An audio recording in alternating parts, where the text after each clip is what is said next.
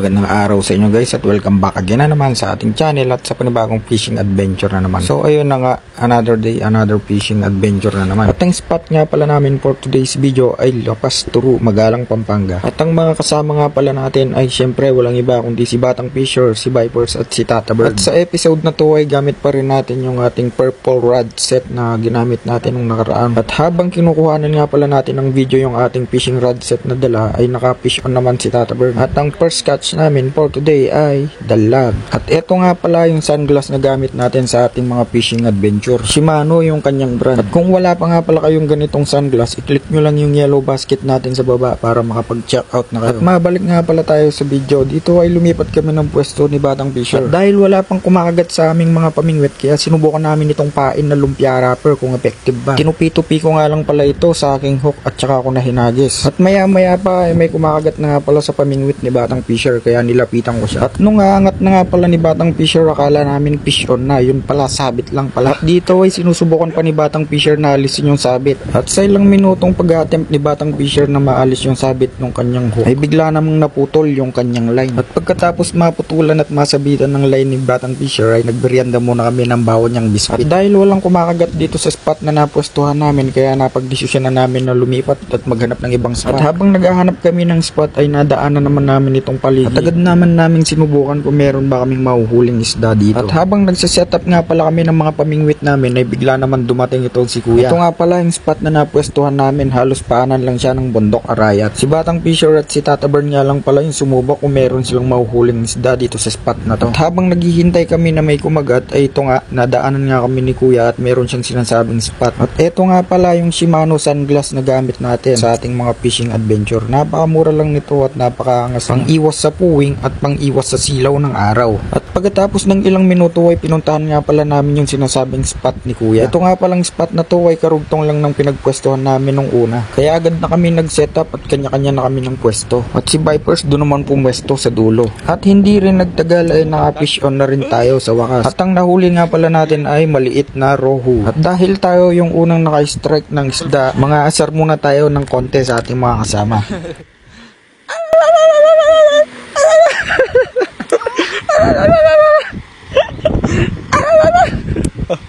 At maya-maya pa ay naka-strike na naman tayo at ang second fish natin ay walang iba kundi tilapia, good size. At pagkatapos ng ilang sandali ay si Batang Fisher naman ang naka-fish on. At nung hinagis nga pala ulit ni Batang Fisher yung kanyang pamingwit ay sumabit naman ito. May huli nga pala yung pamingwit ni Batang Fisher kaya ito sumabit. At ito na nga pala yung mga unang nahuli namin. Ito nga pala yung gamit naming fishnet. At kung wala pa kayong ganitong fishnet, i-click nyo lang yung yellow basket natin sa baba para makapag-check out na kayo. At maya-maya pa ay naka-fish on na naman tayo. Shit, tilapia! Tilapia!